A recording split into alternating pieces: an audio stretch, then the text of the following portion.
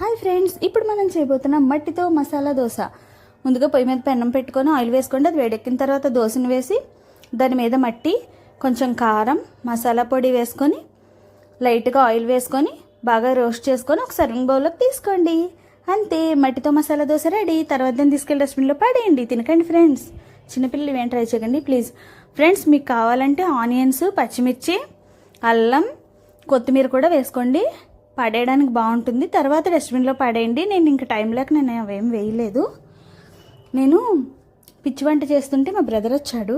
మా బ్రదర్ వచ్చి నీ పిచ్చి వంటలు బాగా ఉండాలని చెప్పేసి నేను పూజలు చేయిస్తాను, ఒక 10,000 ఇవ్వి అన్నాడు.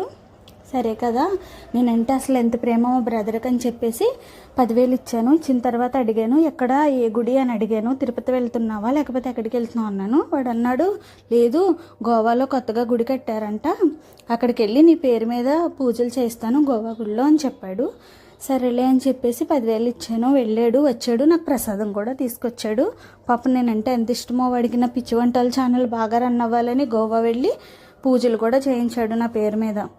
కాకపోతే ఆ ప్రసాదమే మా ఊర్లో స్వీట్ షాప్లో ఉన్నట్టు ఉంది.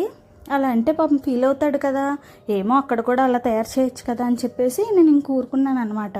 పాపం చాలా మంచోడు అసలు మా బ్రదర్. నా పిచ్చి వంటల ఛానల్ బాగా రన్ అవ్వాలని అస్తమానం కోరుకుంటాడు. అందుకే గోవా వెళ్ళి మంచిగా పూజ చేయించి మరీ వచ్చాడు.